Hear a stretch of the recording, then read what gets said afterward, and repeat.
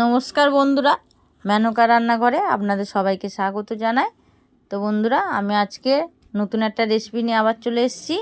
সকাল বিকেলের টিফিন কিভাবে বানাচ্ছি আপনাদের শেয়ার করছি। চলুন বন্ধুরা, বানিয়ে দেখাই। আর সমস্ত বন্ধুদেরকে বলছি, সকল বন্ধুদেরকে ভিডিওটা পুরোটা দেখার জন্যে। আর ভালো লাগলে একটা সাবস্ক্রাইব করে দেন বন্ধুরা। চলুন, খুব ভালো একটা টিফিন করে দেখাচ্ছি। তো আমি এখানে দুখানা ডিম ফাটিয়ে নিয়েছি।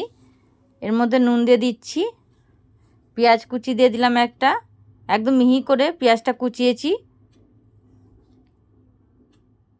একটু কাঁচা লঙ্কা দিয়ে দিলাম, আপনারা ঝাল যেমন খাবেন তেমন দিতে পারেন, নাও দিতে পারেন।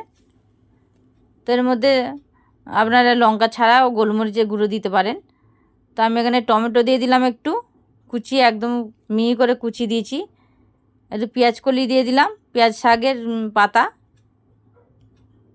পেঁয়াজ পাতা দিয়েছি একটু কুচিয়ে। ধনে পাতা দিয়ে দিলাম।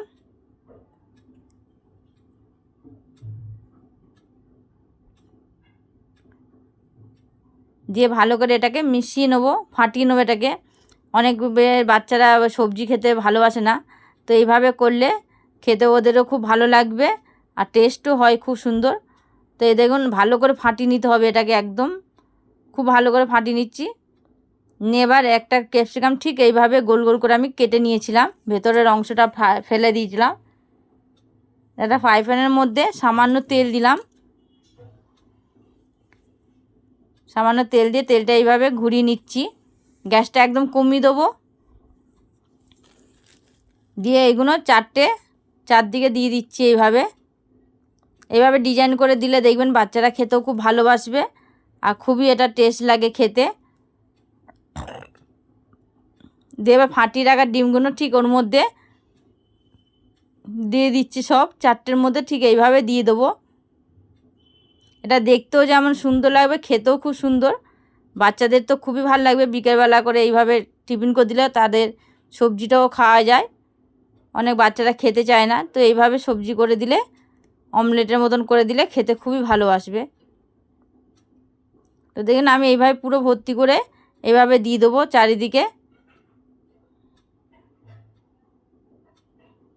দিয়ে একদম কম আঁচে রেখে দিয়েছি, দিয়ে এটা একটু ঢাকা দিয়ে দেবো।